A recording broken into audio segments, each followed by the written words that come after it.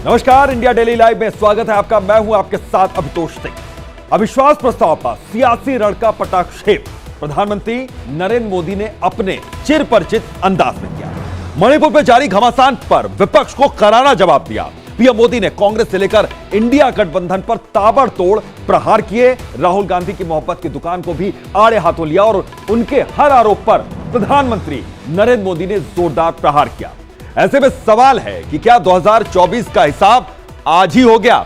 देश को विश्वास 2024 में मोदी क्या होंगे पास, क्योंकि मोदी ने संसद से 2024 चुनाव का शंखनाद कर दिया। तो क्या आज विपक्ष के अविश्वास प्रस्ताव पर मोदी की विजयदशमी थी?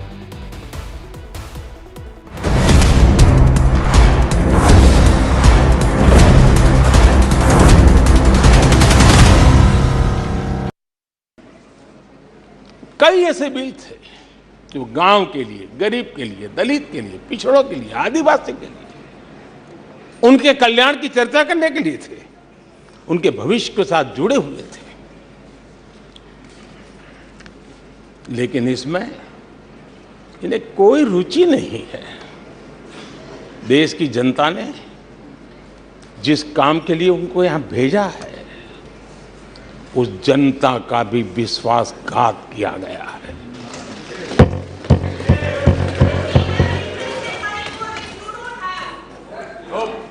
विपक्ष के कुछ दलों के लिए उनके आचरण से, उनके व्यवहार से उन्होंने सिद्ध कर दिया है कि देश से ज्यादा उनके लिए दल है, देश से बड़ा दल है, देश से पहले प्राथमिकता दल है। मैं समझता हूं आपको गरीब के भूख की चिंता नहीं है, सत्ता की भूख, यही आपके दिमाग पे सवार है। मैं कांग्रेस की मुसीबत समझता हूं। बरसों से एक ही फेल्ड प्रोडक्ट, उसको बार बार लॉन्च करते हैं, हर बार लॉन्चिंग फेल हो जाती है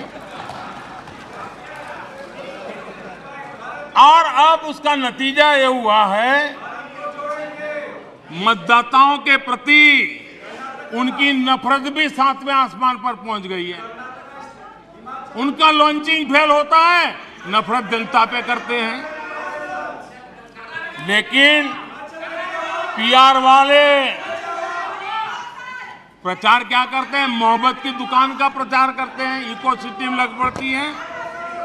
इसलिए देश की जनता भी कह रही है, ये है लूट की दुकान, ये है लूट की दुकान, झूठ का बाजार।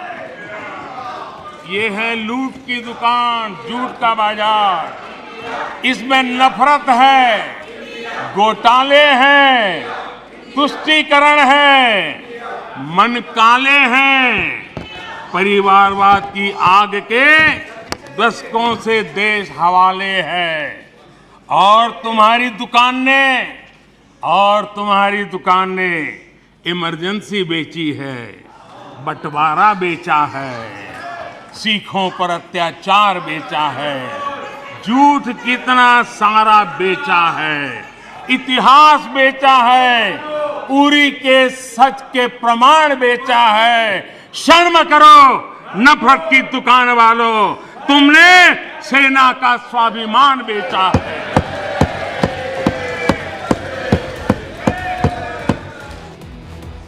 आदरणीय अध्यक्ष जी, मणिपुर में जो सरकार है और पिछले 6 साल से इन समस्याओं का समाधान ढूंढने के लिए लगातार समर्पित भाव से कोशिश कर रही है। बंद और ब्लॉकेड का जमाना कोई भूल नहीं सकता है। मणिपुर में आए दिन बंद और ब्लॉकेड होता था, वो आज बीते दिन की बात हो चुकी है। शांति स्थापना के लिए, हर एक को साथ लेकर चलने के लिए एक विश्वास जगाने का प्रयास निरंतर हो रहा है, आगे भी होगा। और जितना ज्यादा हम राजनीति को दूर रखेंगे, उतनी शांति निकट आएगी। ये मैं देशवासियों को विश्वास दिलाना चाहता हूं। हमारे लिए आज भले हमें दूर लगता हो, साउथ ईस्ट एशिया का विकास हो रहा है, जिस प्रकार से आसियान देशों में तो बढ़ रहा है, वो दिन नहीं होगा। हमारे ईस्ट की इस प्रगति के साथ साथ नॉर्थ ईस्ट वैश्विक दृष्टि से सेंटर पॉइंट बनने वाला है। और मैं ये देख रहा हूं और इसलिए मैं पूरी ताकत से आज नॉर्थ ईस्ट की प्रगति के लिए लग रहा हूं। वोट के लिए नहीं कर रहा हूं जी।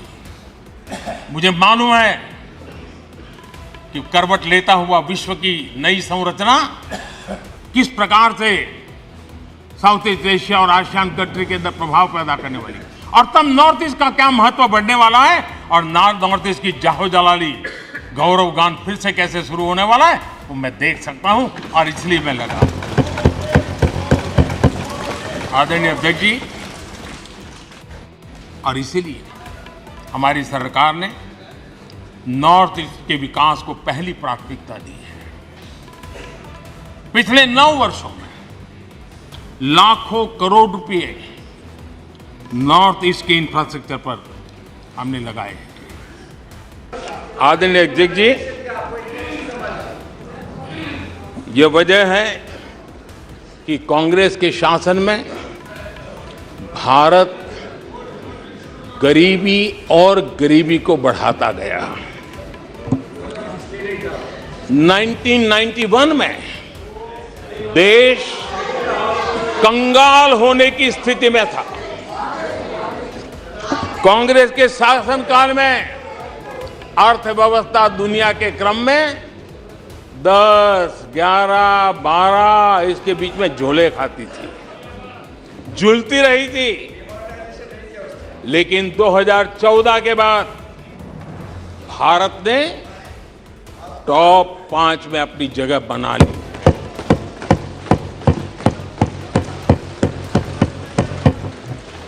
कांग्रेस के लोगों को लगता होगा कि ये कोई जादू से लकड़ी से हुआ है, लेकिन मैं आज सदन को बताना चाहता हूं माननीय अध्यक्ष,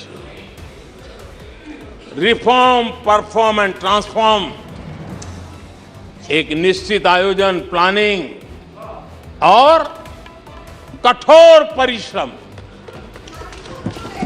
परिश्रम की पराकाष्ठा, और इसी की वजह से आज देश इस मुकाम पर पहुंचा है।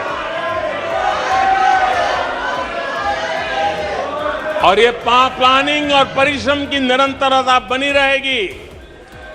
आवश्यकता अनुसार उसमें नए रिफॉर्म होंगे और परफॉर्मेंस के लिए पूरी तरह ताकत को लगाया जाएगा, और परिणाम ये होगी कि हम तीसरे नंबर पर पहुंच के रहेंगे।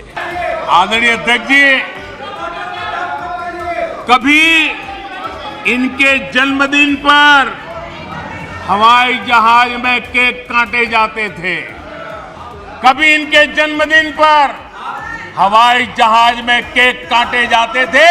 आज उस हवाई जहाज में गरीब के लिए वैक्सीन जाता है। ये फर्क है।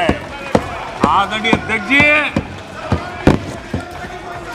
एक जमाना था कभी ड्राई क्लीन के लिए कपड़े हवाई जहाज से आते थे।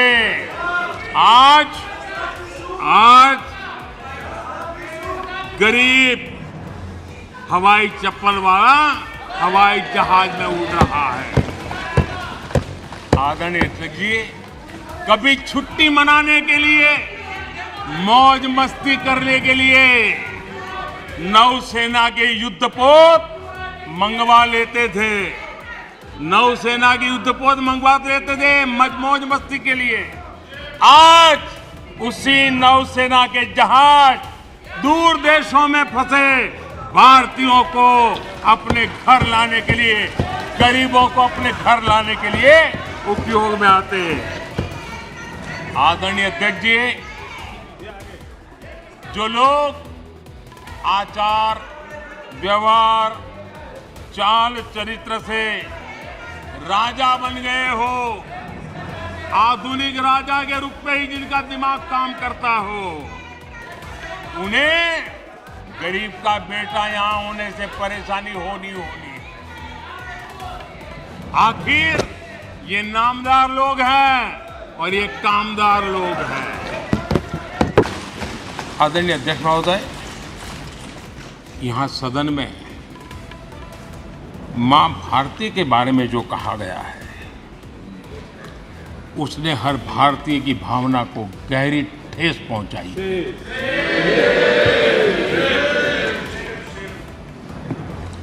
अध्यक्ष जी, पता नहीं मुझे क्या हो गया है, सत्ता के बिना ऐसा हाल किसी का हो जाता है। सत्ता सुख के बिना जी नहीं सकते हैं। और क्या क्या भाषा बोल रहे हैं। आदरणीय अध्यक्ष जी, पता नहीं क्यों कुछ लोगों को भारत मां की मृत्यु की कामना करते नजर आ रहे हैं। इससे बड़ा दुर्भाग्य क्या है? ये वो लोग हैं जो कभी लोकतंत्र की हत्या की बात करते हैं, कभी संविधान की हत्या की बात करते हैं। दरअसल जो इनके मन में है वही उनके कृतित्व में सामने आ जाता है। मैं हैरान हूं। और ये बोलने वाले कौन लोग हैं? क्या ये देश भूल गया है? ये 14 अगस्त विभाजन विभीषिका पीड़ादायक दिवस आज भी हमारे सामने उन चीख को लेकर के, उस दर्द को लेकर के आता है। ये वो लोग जिन्होंने मां भारती के 3-3 टुकड़े कर दिए। जब मां भारती की गुलामी की जंजीरों से मुक्त कराना था, जब मां भारती की जंजीरों को तोड़ना था, बेड़ियों को काटना था, तब इन लोगों ने मां भारती की भुजाएं काट दी। हमारे विपक्ष के मित्रों के फितरत में ही अविश्वास भरा पड़ा है। हमने लाल किले से स्वच्छ भारत अभियान का आह्वान किया, लेकिन उन्होंने हमेशा अविश्वास जताया। कैसे हो सकता है? भाई गांधी जी भी आके गए, करके कह के गए, क्या हुआ? अब स्वच्छता कैसे हो सकती है? अविश्वास से भरी हुई इनकी सोच है। हमने मां बेटी को खुले में शौच से मुक्त करने के लिए, उस मजबूरी से मुक्त होने के लिए शौचालय जैसी जरूरत पर जोर दिया। और तब ये कहना, क्या लाल किले से ऐसे विषय बोले जाते हैं क्या? क्या ये देश की प्राथमिकता होती है क्या? हमने जब जनधन खाते खोलने की बात की, तब भी यही बात निराशा की। क्या होता है जनधन खाता? उनके हाथ में पैसे कहां है?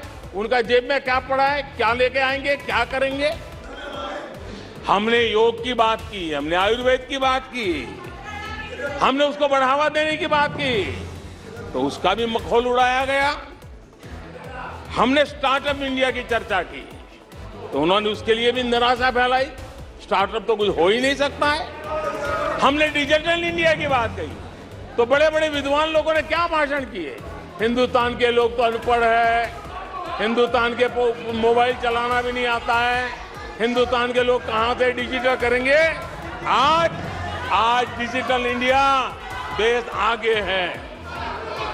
हमने मेक इन इंडिया की बात कही, जहां गए वहां मेक इन इंडिया का मजाक उड़ाया, जहां गए वहां मेक इन इंडिया का मजाक उड़ाया।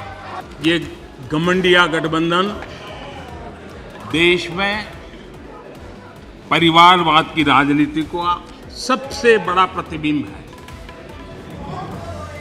देश के स्वाधीनता सेनानियों ने, हमारे संविधान निर्माताओं ने हमेशा परिवारवादी राजनीति का विरोध किया था।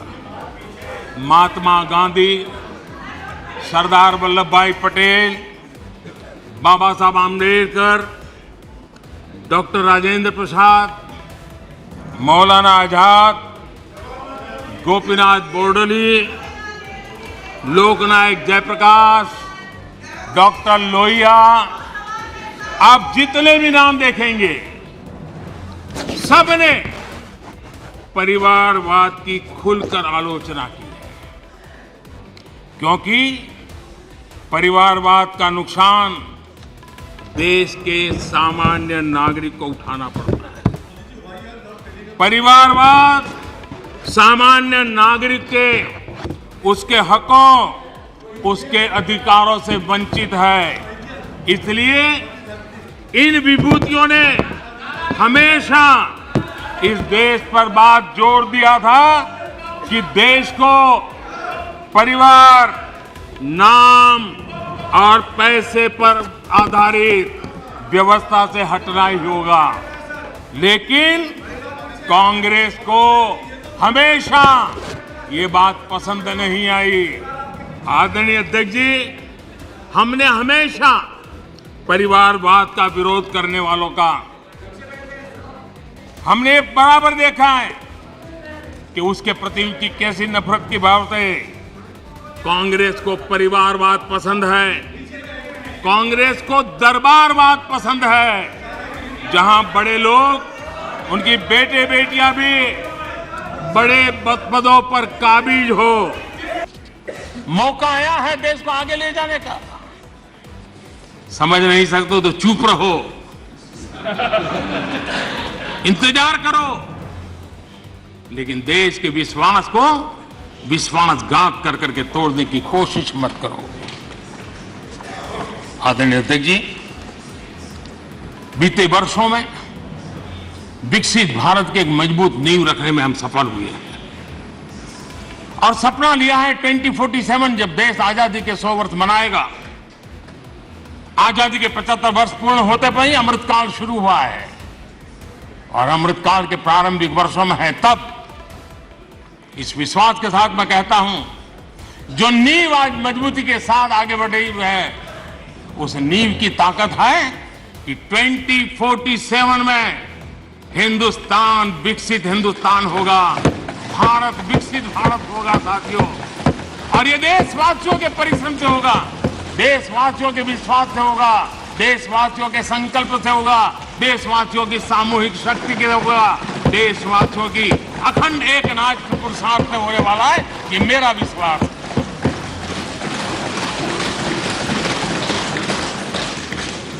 आदरणीय अध्यक्ष जी, हो सकता है यहां जो बोला जाता है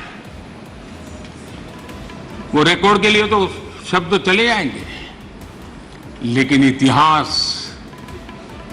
हमारे कर्मों को देखने वाला है, जिन कर्मों से एक समृद्ध भारत का सपना साकार करने के लिए मजबूत नींव का कालखंड रहा है, उस रूप में देखा जाएगा।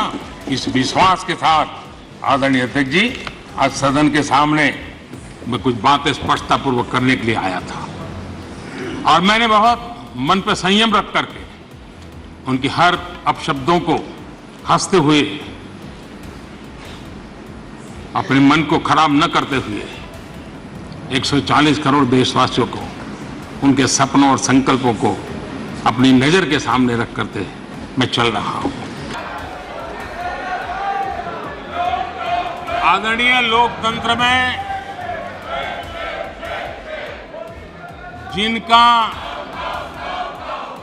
भरोसा नहीं होता है वो सुनाने के लिए तो तैयार होते हैं, लेकिन सुनने का धैर्य नहीं होता है।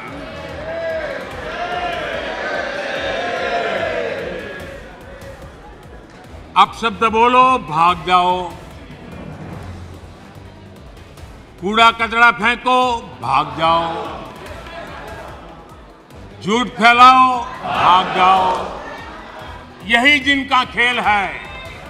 ये देश इनसे अपेक्षा ज्यादा नहीं कर सकता है।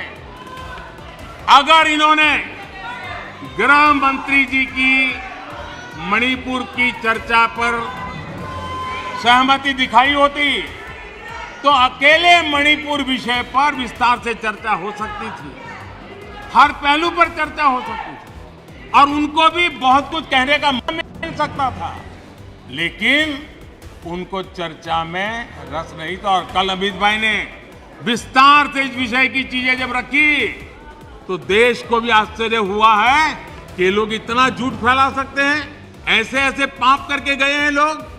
और उन्होंने आज जब अविश्वास का प्रस्ताव लाए और अविश्वास में सारे विषय पर वो बोले, तो ट्रेजरी बेंच का भी दायित्व बनता है कि देश के विश्वास को प्रकट करें, देश के विश्वास को नई ताकत दें, देश के प्रति अविश्वास करने वालों के लिए करारा जवाब दें। ये हमारा भी दायित्व बनता है।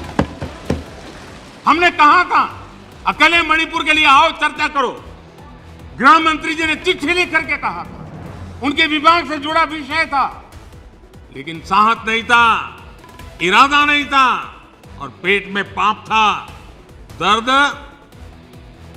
पेट में हो रहा था और फोड़ रहे थे सर।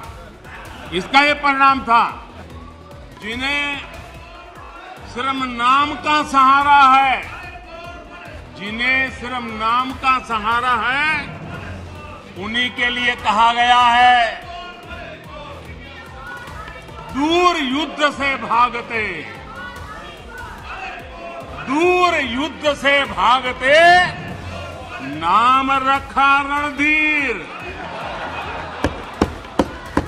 दूर युद्ध से भागते, नाम रखा रणधीर।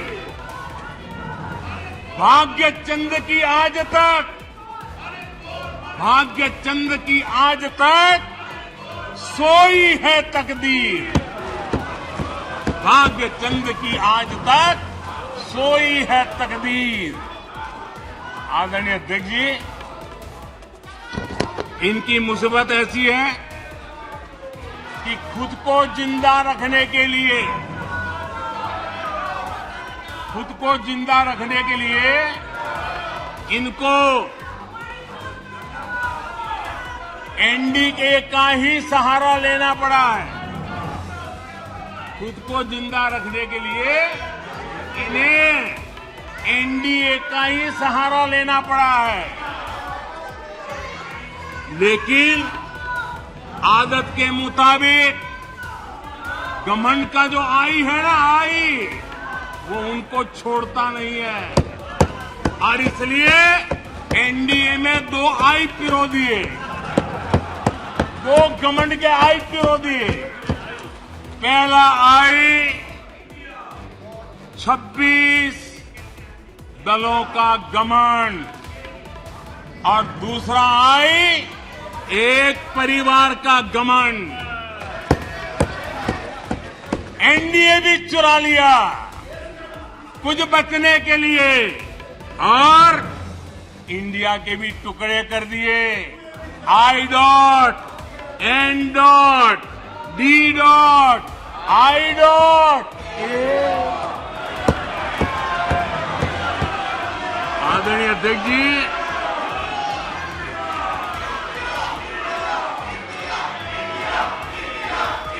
जरा हमारे डीएमके के भाई सुन ले, जरा कांग्रेस के लोग भी सुन ले।